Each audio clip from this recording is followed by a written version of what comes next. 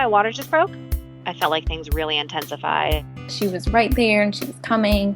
It was an amazing feeling. I'm gonna cry just thinking about it. I could feel her head. We heard her cry. We were squeezing hands and she was screaming. I'm Bryn Hunt Palmer, and you're listening to The Birth Hour. This podcast is designed as a safe place to come together and share childbirth stories. Stick around and join us to hear informative and empowering birth journeys from all over the world. Today's episode is sponsored by Assembly, a new diapering system for sustainability. Assembly provides everything you need to radically reduce diaper waste, from organic diapers and skincare to upcycled storage bags and specially formulated diaper cleaning detergent. Their complete system, coupled with their 4-step wash instructions, make cloth diapering simple enough for any sleep-deprived parent to master. And just 44 of their reusable diapers is all you'll need from birth to potty training, compared to 6,500 or more diapers if you're using disposables.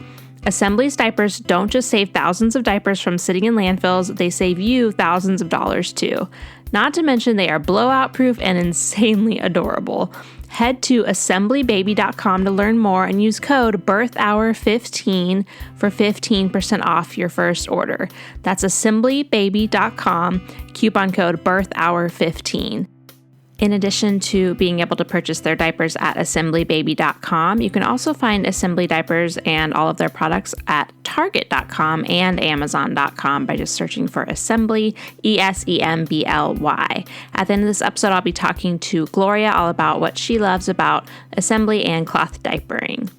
Today's birth story guest is Carolyn, and one reason I'm really excited to have her on is that her partner, Matt Reed, shared on our partner podcast, and I actually got emails from people asking when Carolyn was going to come on and share her version of the story because his telling was so great. So I'm excited to have her on to share the story, and then if you want to access those partner podcasts, you can find those by becoming a Patreon member at our co-producer level, which is $10 a month, or less if you go ahead and pledge for a whole year, you get a 10% discount.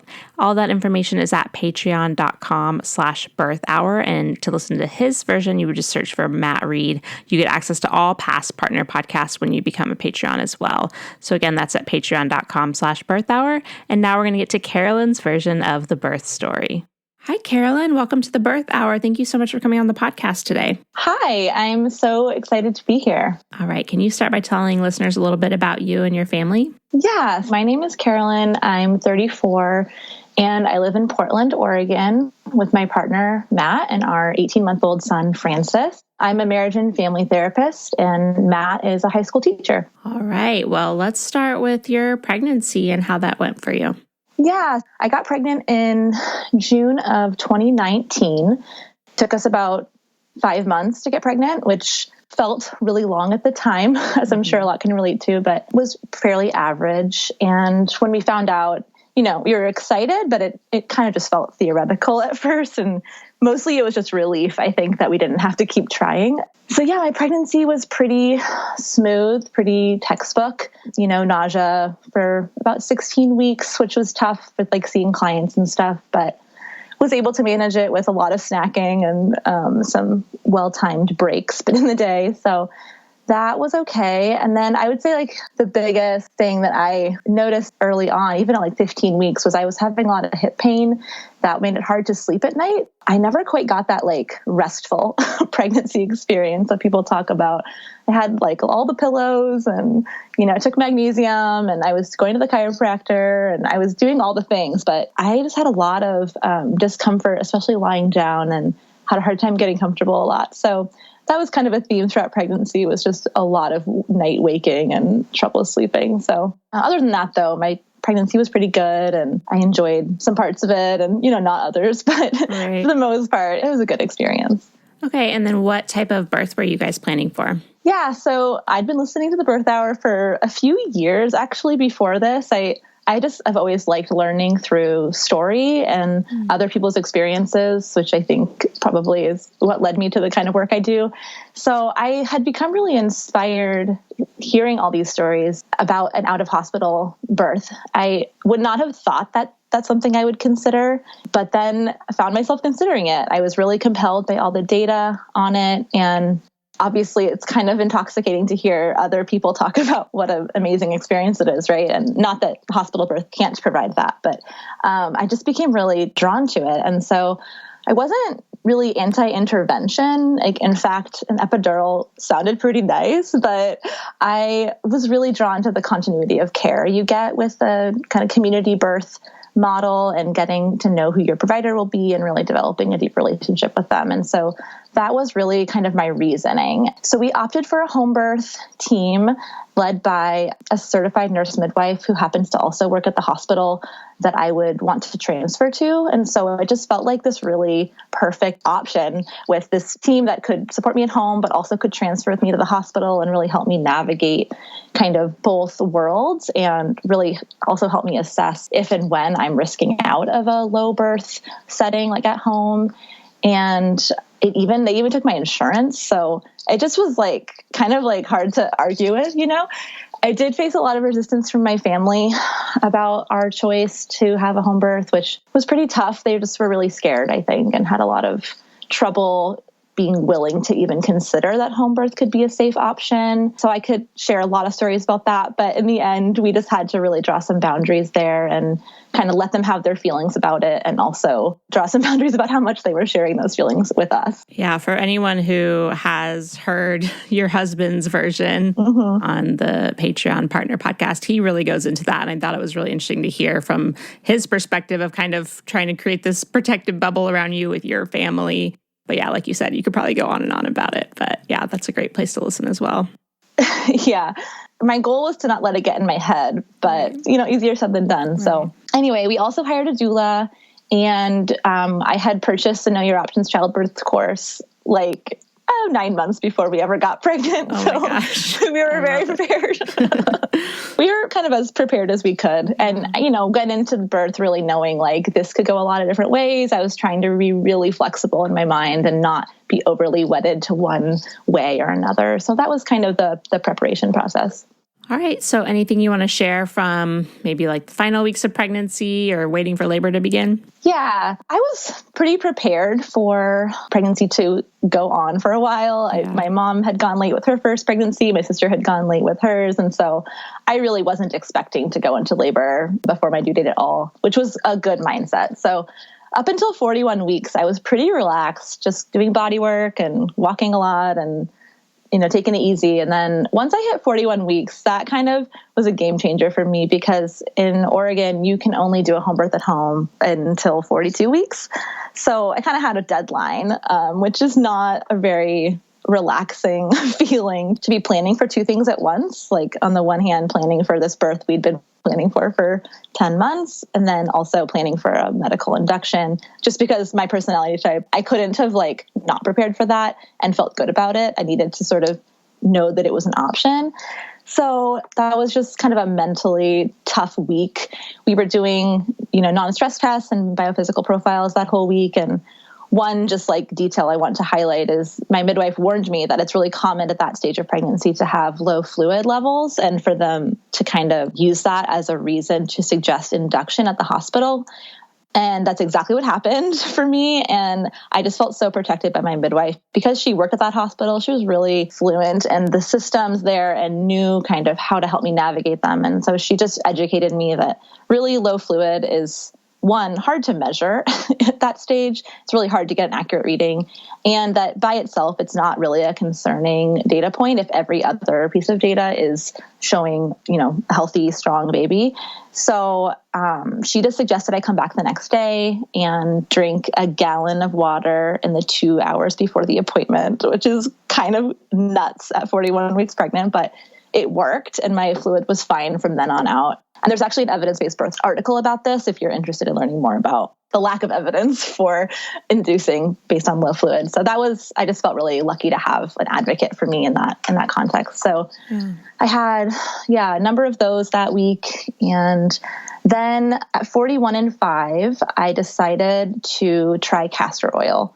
I wanted to avoid a medical induction if I could. I was pretty scared of that process and being in the hospital from before labor even starts until, afterward, and Pitocin scared me. So I was just like, I'm willing to try this other thing. And it didn't really intimidate me too much. I'm not afraid of the bathroom. So what's the worst that can happen? I just have to poop a lot. So I woke up that morning, and I was collaborating with my midwives as well. And they'd really helped me come up with a good plan. So I did a couple of rounds of castor oil that day, one in the morning and one in the afternoon. And it was pretty gross, but I did it, and I would do it again if I had to. And I did just have a lot of, diarrhea. I didn't really have any contractions or pain. I was just kind of bouncing on the ball all day and doing crossword puzzles and just trying to stay kind of busy and eating and hydrated. And it was a pretty nice day, actually. And then around 6:30 that night, so about 10 hours after my first dose of it, and I guess a few hours after the second dose, I started leaking some fluid, which was so exciting. I was really at this point in pregnancy, and knowing that a lot of the things that we were hoping for were kind of, starting to become a little bit in jeopardy. I just really, really wanted to feel like labor started on its own, or that my body was indicating to me in some way that it was ready. So I was really excited just to have anything happening. I called my midwife. She had me test it with a swab in the Homebirth kit and confirmed it was not amniotic fluid, which I think was good, but because it didn't mean we were on a timeline. But I also secretly, I think, wanted it to be amniotic fluid so I could feel really validated that like something was happening. But we just chalked it up to like mucus plug and fluid. I don't know, whatever. It wasn't amniotic fluid, so it must have been something else. And it just kind of kept about that evening. And then late that night, like 11, we went on a walk in the neighborhood, and I started experiencing some cramping that it was kind of hard to distinguish, like whether it was just digestive distress or Braxton Hicks or the baby moving, because at that stage, everything kind of feels the same, and it's hard to really isolate what's going on down there. But it was sort of rhythmic. So that was a good indicator that it was probably contractions. They were pretty manageable. So we just went to bed and kind of tried to just get some rest. It was pretty hard to sleep, though. I woke up a lot that night, but I did sleep. And, the next day was 41 and 6. So really getting close here to this deadline, and woke up and still was having that cramping, maybe like every 20 minutes. It wasn't super frequent, and they were really manageable, but just kind of consisted throughout the day. We had our final non-stress test and biophysical profile at 3:00 that afternoon. And it was, luckily, everything looked good. And my midwife was able to give me a membrane sweep, which was really exciting, actually, because she had tried a few times earlier in the week and hadn't been able to even reach my cervix because it was so high up and so posterior still, which was actually really discouraging and really I almost wish I hadn't known that, because it really kind of got in my head that like my body wasn't going to do this, So it was really exciting that, the day after the castor oil, there was some cervical change, and she said I was a centimeter dilated. So I was pretty pumped about that. And we went home and took a nap, and I woke up at 7:00 that evening with some much more intense cramping, and I had to kind of jump out of bed to manage it, which was, definitely different than it had been earlier in the day. So that's really kind of when I consider labor starting. It's hard to kind of distinguish when there's such a slow build up, but that's sort of in my head when it started, because I had to really focus on it. So that evening I tried to eat and doing a lot of bouncing and doing more crossword puzzles, just trying to keep ourselves a little bit distracted. And that was working for a while. And then maybe around 11:00, I started walking in my house. And we don't have a very big house, but we do have a loop around the kitchen, living room, dining room area. So I just walked that loop for probably 6 hours. And oh my gosh, like a tiger pacing. Right. In retrospect, it probably wasn't super wise, because your body gets tired of doing that. But I was just super excited. I was like, I found my thing. I found the thing that works for me. I felt really successful, and I was managing it. And I, kind of before labor, a lot of people tell you you just have no idea what your body will want. And it's, kind of in a way, like you just have to kind of follow your instinct. And so I felt kind of excited that I'd followed that and found something that was working for me. So that was like a really good phase of just feeling like, okay, cool, getting into the groove here. And Matt was timing everything on the couch and we were just working together that way. And later in the morning, I guess, well, it was still pretty early. It was like 5 a.m., but it felt later to me. We decided to mix it up. I got in the shower and that felt really nice. But I think I got overheated and I started throwing up.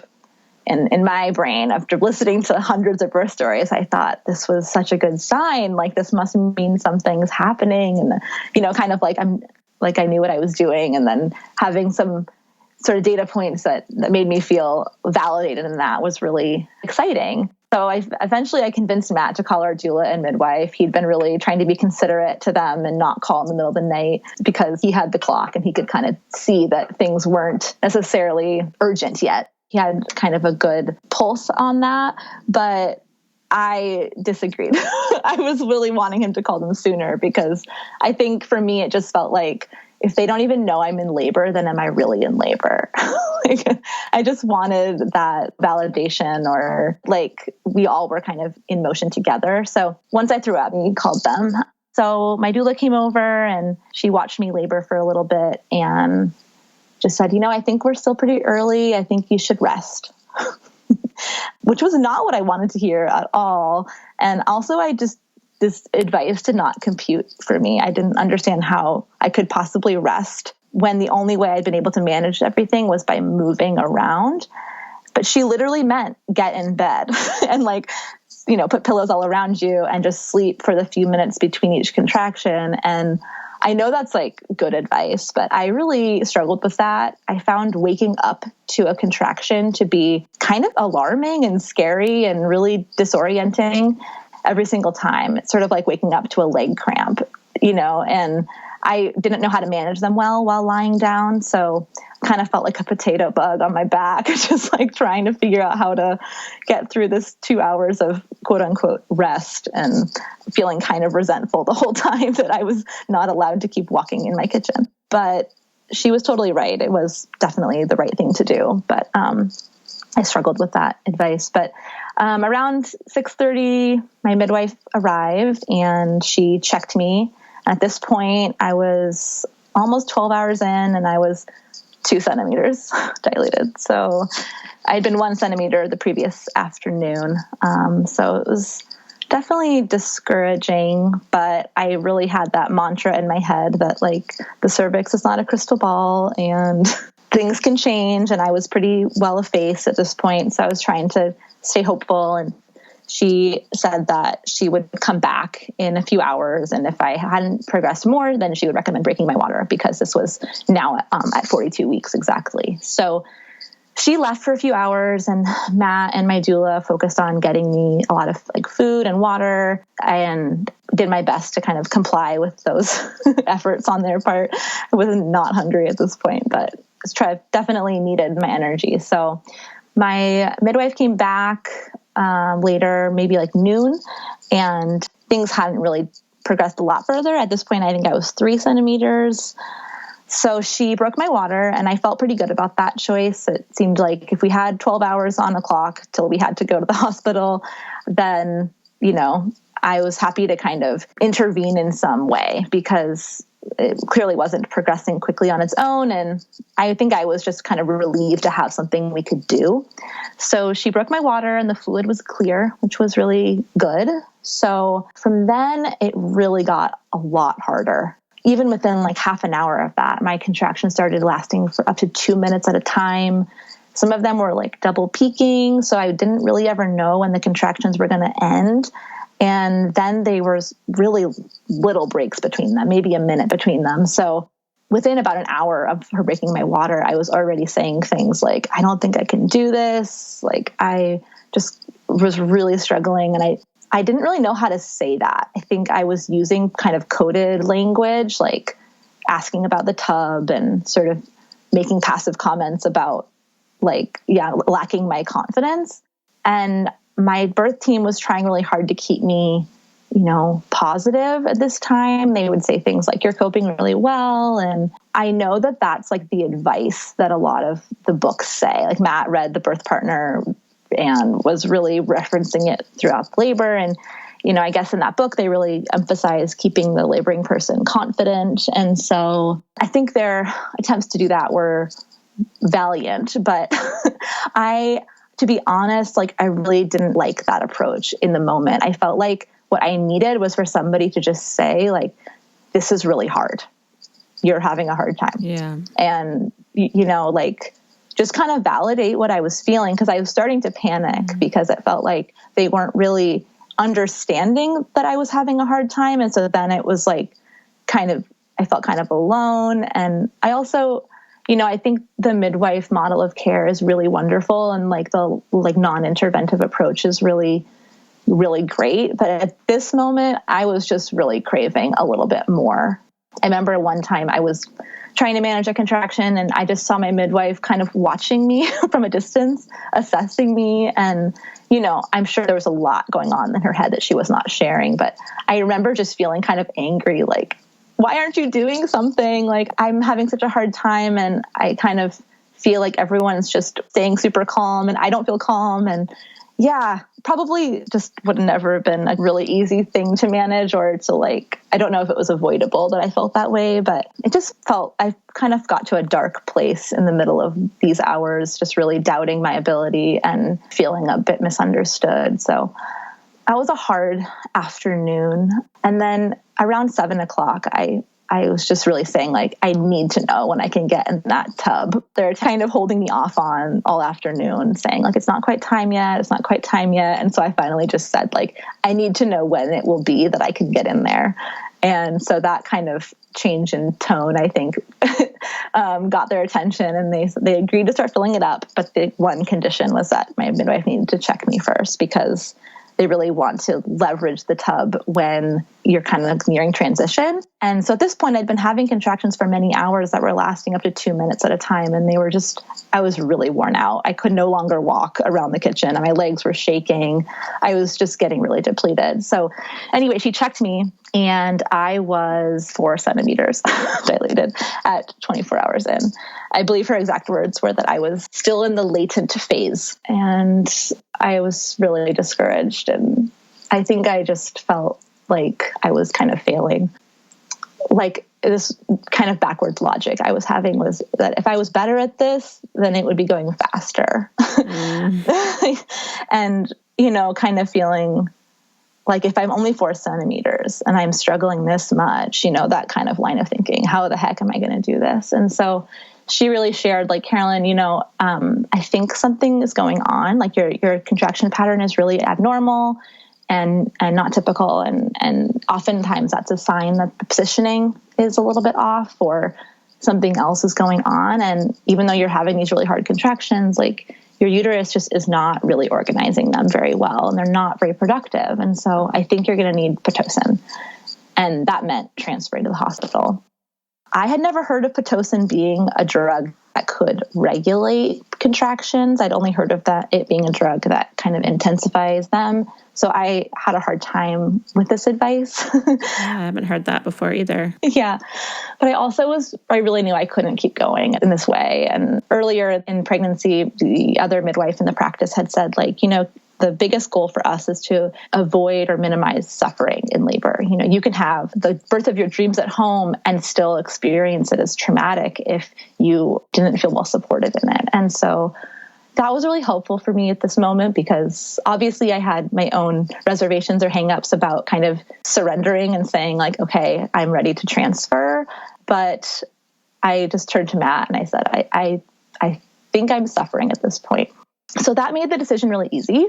And everyone was super supportive and just kind of jumped into motion. Our midwife and doula were grabbing pillows and photos and LED candles and the diffuser and like all of the creature comforts we could bring with us to the hospital. And we got in the car and we went. So we arrived about 15 minutes later, and my midwife just was able to resume my care at the hospital, which was so cool. It's like exactly how it should be. So I arrived and she was there and we just kind of kept going. The hospital staff were really, really amazing. And really supportive and received me really kindly. And everything was with informed consent. And we had our birth plan and they read it and were super receptive. And so that was actually a really positive experience. When we got there, I was able to get in the tub finally. And it was just just to mix it up. It didn't necessarily take the pain away, but I was able to relax a little bit in between contractions. And I think I was just grateful to finally have what I've been asking for hours. So around midnight at this point, my midwife checked me again, and I think I'd progressed a little bit further, but not much. And so she said, Carolyn, if you need to have energy for pushing, my medical recommendation is that you get an epidural. And I really appreciated her framing it that way. As I kind of have shared, I had some self-blame and self-doubt throughout this experience, and to kind of hear it framed like a medical recommendation as opposed to like, you're not handling this well, so you need pain relief, was really helpful. And it helped me just consent to it with ease. So I did that, and it was a really, really good decision. I was able to sleep that night, and they administered the Pitocin while I had the epidural, so I didn't even feel it. And I could see on the monitors that she was right. My contractions spaced out. They were 60 seconds long. They were super normal. Once they did that, it just was not at all what I'd ever heard about Pitocin. But in my case, that's what happened.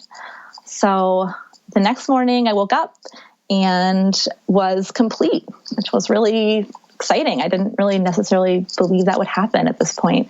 And at 7 a.m., we had nurse shift change, and my new nurse, her name was Bryn. Oh my gosh, that's crazy. Such an uncommon name. I know. And I mean, to me, it just made me chuckle because, after listening to the birth hour for so many years, like that just seemed like kind of cosmic. I was like, yeah, I like it. No way. Yeah. I hope she was good. Best. She was wonderful, super, super supportive, and just really encouraging. And she was wonderful. So I kind of got ready to start pushing, and my midwife, she warned me like, Carolyn, I'm probably going to recommend you turn the epidural off, because a lot of first-time parents or birthing people like struggle to coordinate their pushing if they have the epidural. And I was kind of like, yeah, but like, I'm an athlete, it'll be fine. So I convinced her to let me try, and she did. And I made no progress. It was laughable. So then I convinced her to let me turn it down to half dosage. It still didn't get me anywhere. So eventually around 9 a.m., we turned it off. And I have to say, my contractions were so much more manageable than the day before. And I don't know if it's because I'd gotten rest or because their rhythm had changed, but I felt like they were a lot more manageable at this point. And pushing also helped me manage them. So proceeded to push for 3 hours and 15 minutes, which was a really long time. I tried every position possible.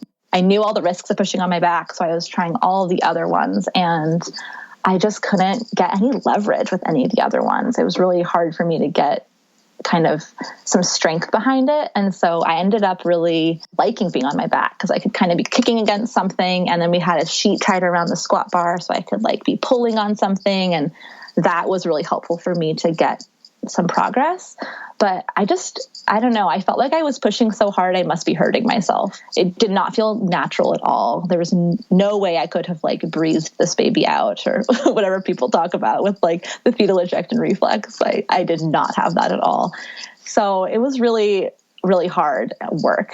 And I ended up putting a mirror up at the end of the bed, and that was really motivating. I really liked that. And one benefit of a long pushing stage was that we had lots of time to discuss all the what ifs. Like she had kind of told me, because you've been in labor for so long, you're at increased risk of hemorrhage. And here's how we'll manage that if that happens. And like kind of walked me through a lot of the what ifs that I had, questions I had about things. So that was actually nice because a lot actually did end up happening and I felt really prepared for all of it. So towards the end of pushing, baby's heart rate was decelerating a bit during contractions, and my midwife was just super calm, and the nurses were kind of freaking out, but she was just super calm and confident and just had me on oxygen between pushes and had me take some breaks from pushing, and she was not freaked out at all, and that was really nice. I didn't really even know it was happening because she was just so steady. So Francis was crowning for probably 30 minutes. It was insane. And then all at once, he just like torpedoed out of me. And Oh my gosh. I know. And I don't even think I could process it. I was just totally in shock. And he was on my chest and it was really, really special. But I also, to be honest, I didn't really emotionally feel very much at this point. I was just in total disbelief. And at this point, I also was kind of preoccupied by my own pain, because I'd heard so many people say, like, once the baby's born, all the pain goes away. And I was in a lot of pain. I was like, felt a lot of like throbbing in my vagina, and I still had the mirror up so I could see. I looked down and I saw a ton of blood come out of me, like gushing out. And so I kind of directed my midwife's attention to that. And I don't really remember exactly like the order things happened in, but very calmly, she just asked the room Pitocin so I could deliver the placenta, which happened really easily and quickly.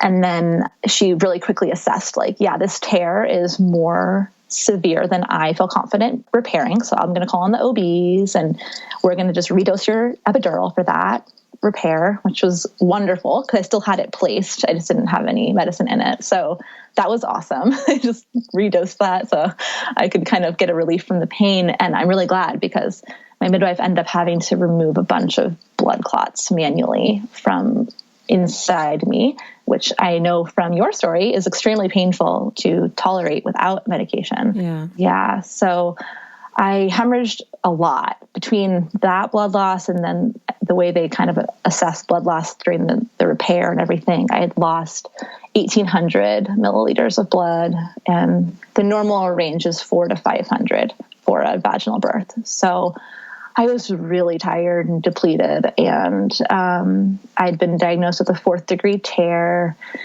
So I was pretty laid up.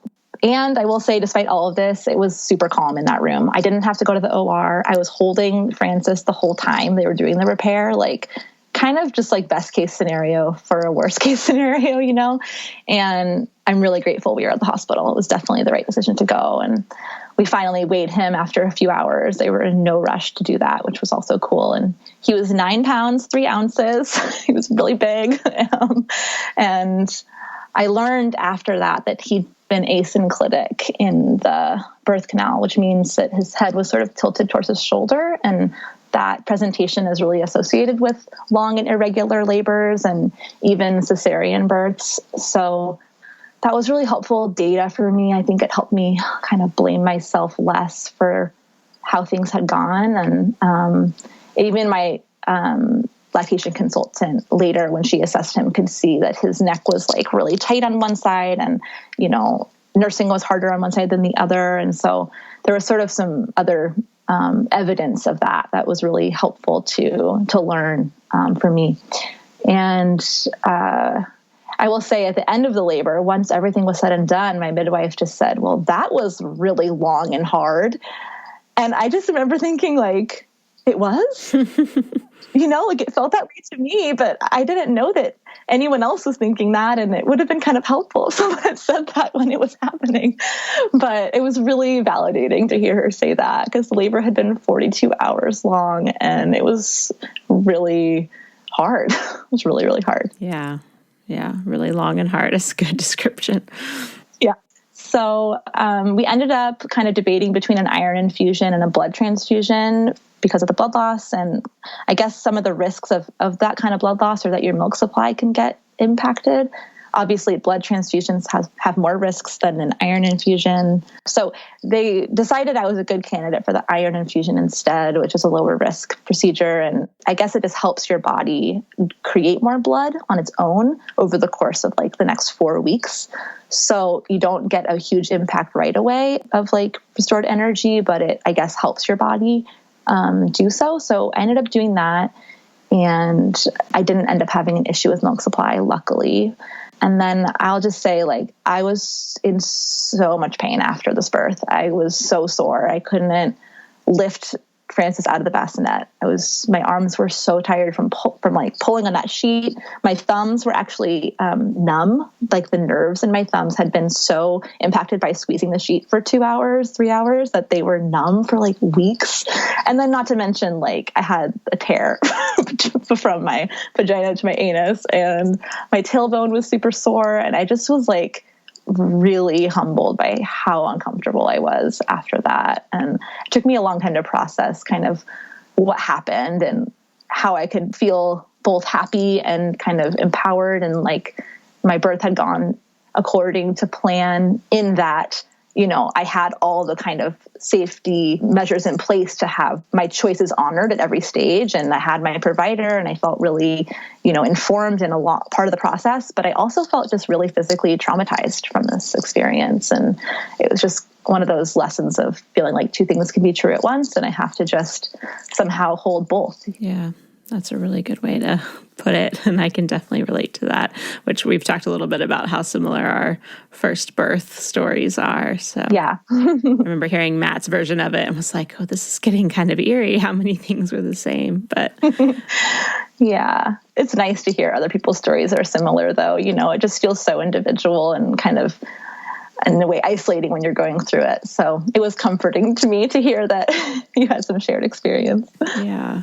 Okay, so given everything that you went through, do you want to talk a little bit about recovery, both physically and emotionally for you? Recovery was really, really hard. As I mentioned a minute ago, I was just really blown away by the pain I was in. The limited mobility I had as a result of this tear, I really couldn't even turn over in bed. And not to mention terrified of the bathroom. Just, I have memories of hyperventilating on the toilet, trying to kind of summon up the courage to try to go poop. I was on so many laxatives, and it was just like, it was so hard and really uncomfortable and scary. And I also had a lot of fear about like recovering wrong. Like, there was a lot of warnings at the hospital about like, don't bear down, and whatever you do, don't bear down. And like, basically you don't want to have to strain to poop for the rest of your life. That's basically what they told me. And it just felt like really a lot to process and really kind of accept right at that moment. Mm-hmm. And it felt like if I did something wrong, I could really hurt myself further. And I just had never been injured before. It was really, there's a lot of fear about that. And not to mention, like, I had a lot of pain and just pressure, like pelvic pressure, for months afterward. I couldn't really hold Francis standing up for more than a few minutes at a time. I couldn't baby wear. I was just in a lot of discomfort, and I felt like there was just no counter pressure down there to like help hold things together. And that's just a really disturbing feeling. It felt really emotional, and I have a lot of memories of going for walks and coming home and having to sit on an ice pack and just cry. Yeah. I just felt really broken.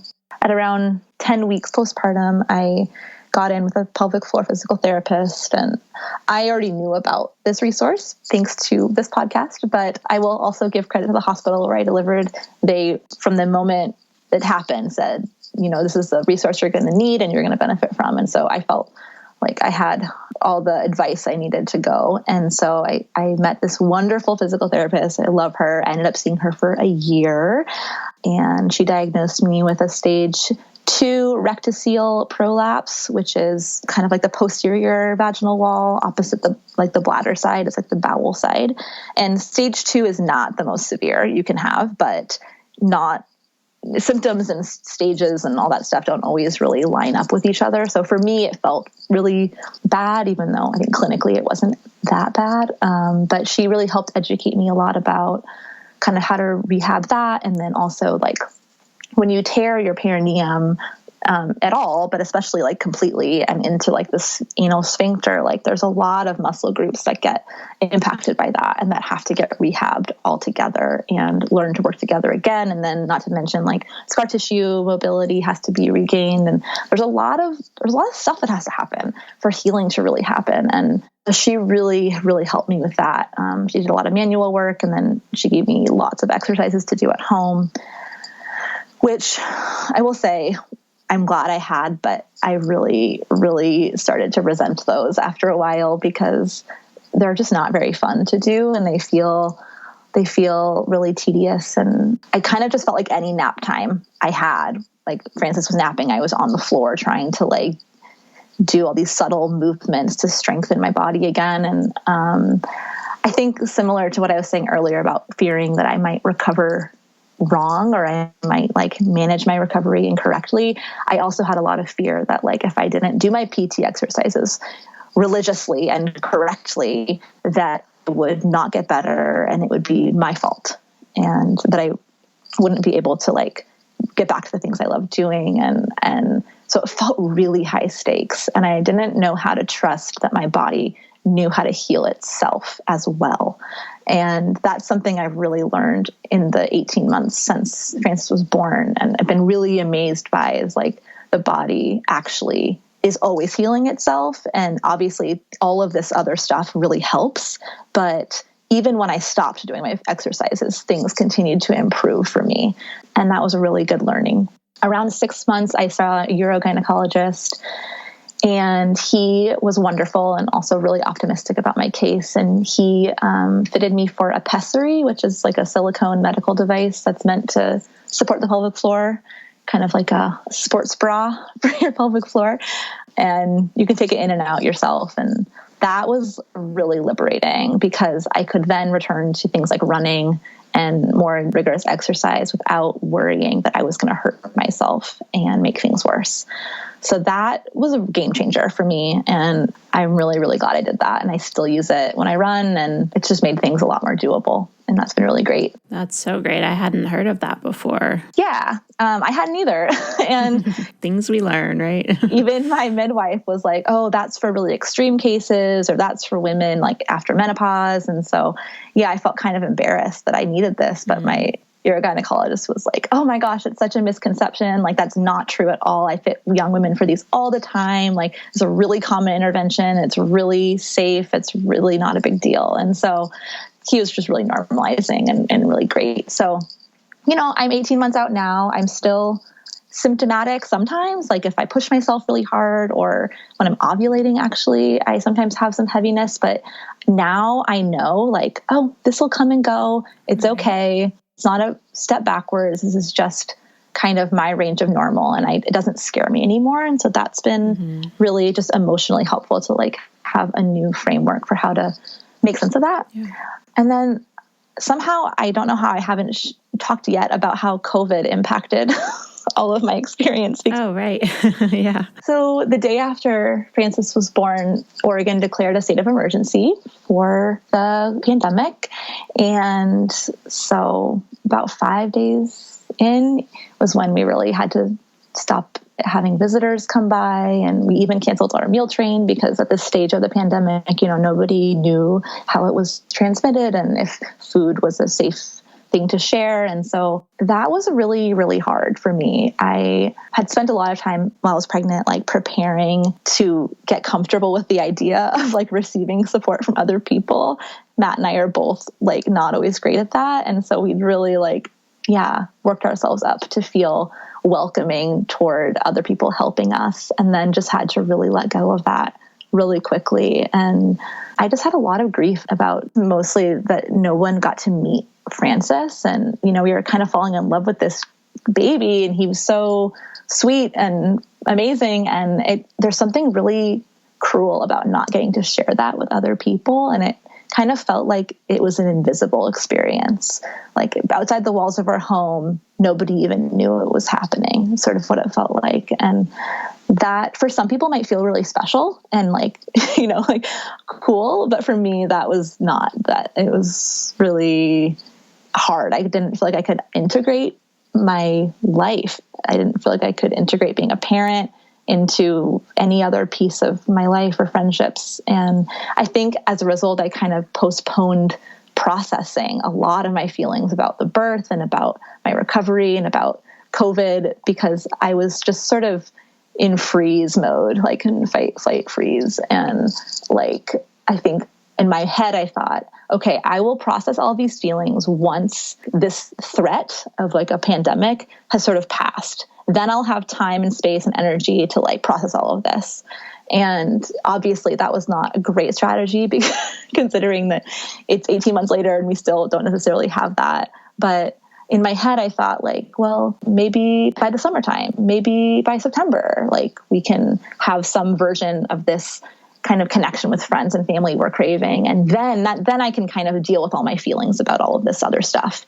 And so as you can probably imagine, I spent a year waiting for those opportunities to come. And I think a side effect of that is that I was really emotionally just stunted that year. I felt really numb, and I didn't feel depressed necessarily, but I felt kind of like I was watching my life through a webcam on my forehead. Like everything just took a half second longer to process than normal, almost like when you're watching a video. And it was a really weird experience. I've never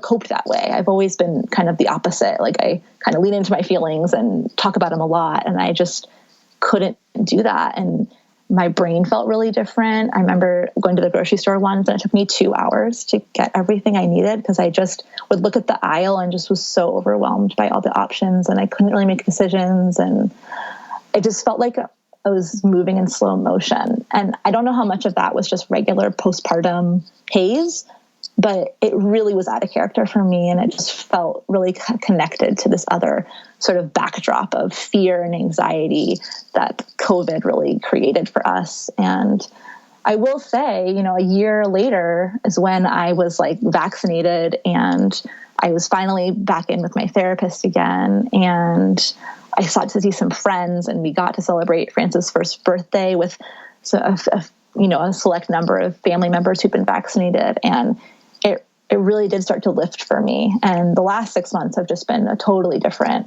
experience. I feel so much more like myself. And so I have to think on some level I was kind of right that like I did need those pieces in place for me to really kind of come back into myself. But a year was a really long time to wait for that.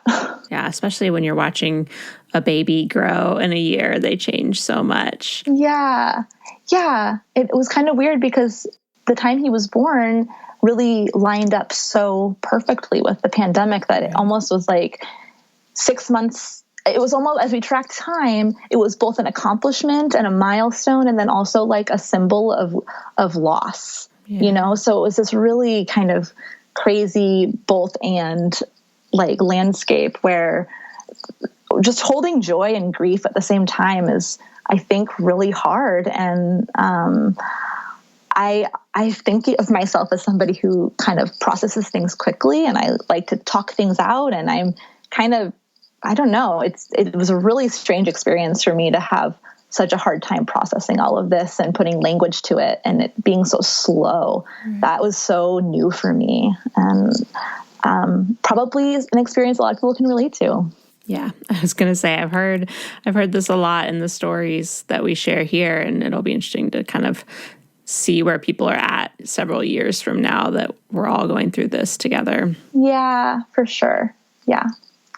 All right. Well, do you want to highlight any resources here at the end? Yeah. So I joined a Facebook group called 4th Degree Tear Support Group, and I've just found it to be kind of a useful place to not feel alone in this experience I've been in. And I've learned through that like the kind of pain and shock and feeling of handicap that I experienced is really common. A lot of people in this group end up opting for cesareans for their second birth, and they're like, oh, this recovery is a breeze compared to my first one. So, I'm sure that's not universal, but it's just been interesting information to gather and to kind of like hear other anecdotes, and also just to hear that there are worse outcomes from this that I did not have, and have a lot of gratitude for how sort of actually straightforward my healing has been. And I didn't have any complications. And it's probably a place that people can get more scared or they can find reassurance. But I joined it a bit later in my postpartum, and so I could kind of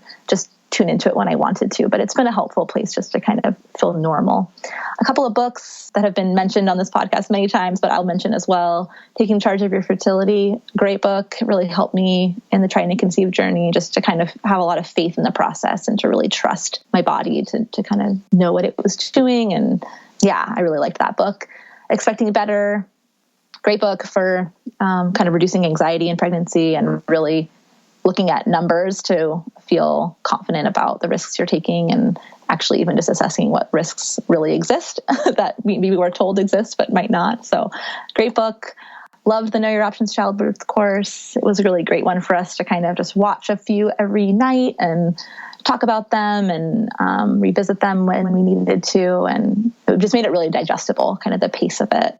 The film Why Not Home is a great documentary about home birth, and particularly it's about medical providers like doctors and nurses who opt for home birth and who, you know, are big proponents of the medical system and medical care, but just sort of see how birth can become really a medicalized process. And so they walk through like what those choices have looked like for them. And it's a really great one. And then last but not least, Evidence-Based Birth. That was a website and a podcast. And I really liked having that to refer back to, especially around some of these decisions that were sort of new for me, like choosing a home birth in the first place, and always really reassured me whenever I was having my moments of doubt to return to that and see the data and really feel like confident in our choices. And so, yeah, really, really wonderful resource. Awesome. So many good ones there. And I'm always happy to hear repeats. So we'll put all those links on the show notes page. And then where's the best place for people to reach out to you? I am on Instagram. It is a private account, but I'm happy to chat with folks or let you follow me if, you know, I know that you're a birth hour listener. My handle is Carolyn, Carolyn. And I think it's like 2 underscores. Yeah. And then my middle name is Hart. And then I am on Facebook. I don't use it much, but I do love the Birth Hour group on there. It's probably one of the reasons I've stayed on Facebook, actually. The group is really wonderful. And I don't even necessarily post in there a lot, but I love following other people's questions and providing feedback when I can. And it's a fun place to be. So I definitely am only on Facebook for the Patreon group and the childbirth course. Yeah. So we will link to those on the show notes as well. And I'm sure there's plenty of group members listening that can find you in there too. Yeah, cool. Thanks so much. It's been such a pleasure. Thank you, Carolyn. All right, now we're going to talk to Gloria about Assembly's new diapering system for sustainability. And don't forget, you can use the coupon code BIRTHHOUR15 for 15% off your first order at assemblybaby.com. And you can find their products on Amazon and Target.com. All right, let's get to the conversation with Gloria. Hi, Gloria. Thank you so much for coming on the Birth Hour to talk with me about Assembly today. Hi. Thank you for having me. Can you start by telling my listeners just a little bit about you and your family? Yeah, for sure. I am 30 years old. I'm from a small town in Alberta called Medicine Hat. I have one child. She is 18 months old, and I am also a paramedic. So, yeah. All right. So today we're talking about Assembly cloth diapers, which I feel like if you're a cloth diaper, it's just always a fun thing to talk about. So I know that in America and the same in Canada, disposable diapers are kind of the mainstay. And there's even disposables that are claiming to be eco-friendly. Did that play in to your decision at all to cloth diaper? Yes, for sure. When I was pregnant, I was obviously going through all the baby products and trying to figure out what I wanted. And when I first came across the stats about how many disposable diapers ended up in a landfill for one child until they were potty trained, I was blown away by the number. I wanted to do what I could to avoid that, which is close to like 3,000 diapers, which just blows my mind that that's what we're putting in a landfill. And then I also looked at like the eco-friendly disposable diapers. But when you look into that, eco-friendly doesn't mean quickly biodegradable. It might be eco-friendly in its fabrication, but nothing is eco-friendly about sitting in a landfill. And when you actually look at how long one disposable diaper takes to break down in a landfill, which is almost 500 years, your mind is blown. Yeah. Yeah. And I think sometimes with eco-friendly too, it might mean the materials are maybe good, like okay for your baby's skin and that kind of thing, but not so much about the breaking down of the diapers. Yes, exactly. So I wanted something that is both. Right. I didn't want something that would stay in a landfill for a long time and that I could save money and also wash, which is cloth diapering. So I liked that aspect of it. Okay, so there's obviously so many different options out there when you're choosing your cloth diapers. So what drew you to Assembly cloth diapers? I came across Assembly diapers when they were just starting out. I came across one of their Instagram posts. I directly went to their website right away, and it was really user-friendly. All the info you could ever want about cloth diapering was there, making the experience even easier. My biggest worry about cloth diapers was the laundry aspect to them. Some detergents and products aren't safe with cloth diapers, and it seemed overwhelming to manage. Assembly made the process stress-free and easy. They provide all the products you need, from the detergent, rash cream, to an everyday balm. They also provide all the info support you need to be comfortable with using them. Every question you could think of was answered. They even offer free online class on how to use cloth diapers. Yeah, I really loved exploring their website because even after 3 kids, I feel like every time I had a new baby, you kind of have to relearn the whole cloth diapering process, and it can feel so overwhelming, especially when you're sleep deprived. Yes, and I liked how Assembly, there's no guesswork in it. You don't have to do pre-folds, stuff the diapers, how many folds you need in a diaper if they're a boy or a girl. It's just very simple, which I liked. Yeah. Okay, so those are some of the more practical things about the Assembly diapers. What would you say was your favorite thing about using their system? I really liked that they use organic materials and ingredients in their products, and the fact that their outers and bags are made of recycled bottles, which I think is so cool, that they have tried everything to use the best ingredients and be environmentally friendly. Yeah, and such good quality. The wet bag, which is the same material as the outers, right? Yes. Yeah, that thing will last you forever, like swimsuit season for 10 years, basically. Yes, I have multiple ones for, swimsuit season. And then every day, just taking my daughter to preschool, I fill that up, take it there, and then bring it back home. So, yeah, we use it for preschool too for our son. And so when we had our last Assembly episode, I wanted to show it on my Instagram. I was like, oh, it's at the school. So I'll have to get it for the next time. But yeah, we love that. All the little zipper pockets and everything. It's so convenient. Yes. And I also love their minimalist and modern designs. Yes, they're so cute. Yeah, that's what drew me to their products too, just that minimalist and modern designs, because I'm very particular about things. So, do you have a favorite design that you're always excited when it's clean to use? I like blush a lot. I like the Monstera. Yeah. Oh, yeah. The plant one. Very popular. They're one of their first designs I really like. So, yeah. I think my favorite is the tigers, but I know they're always coming out with new ones. So yes, really fun. And you want all of them. I know. All right. So if you were talking to a friend who's kind of on the fence about cloth diapering, what would you say to convince them to give cloth diapers a try? Do you want to avoid a blowout? Use cloth diapers, especially Assembly. I have been using cloth diapers for almost 2 years, and I've never had a blowout. We generally only go through one outfit, and her clothes are stain-free. Well, from poop, at least. So that is what I'd say to people, because I've heard the nightmares about all the newborn blowouts and it going up their back, wrecking their clothes, car seat, everything. So if you want to avoid that. The car seat. Yes. So use assembly cloth diapers if you want to avoid that. Definitely. And I think when you hear that someone's cloth diapering, you just think about, oh, that's such a mess and I don't want to deal with that. But such a good point that if you're not dealing with blowouts that involve your car seat, which takes really like a day and a half to get clean after, and it's never really the same. Our son had a blowout in his car seat like the first time he used it. We were on the way to have his tongue tie looked at, and I was like, oh my gosh. So yeah, that's no fun. So I know cloth diapering still is not really, like we talked about, the mainstay for most American and Canadian families. So have you heard any like ridiculous comments from people or something that just sticks out in your mind about the fact that you're cloth diapering? Yeah, the biggest thing I get is, isn't it gross to put like the poop diapers in your washing machine, and does it get all over your other clothes, especially when you're doing the newborn washes? Newborn poop washes out without any rinsing before, with nothing left in your machine. And then once your kid is on solids, Assembly has those biodegradable liners. You put those in and then you take it out and flush it down the toilet. It's really that easy.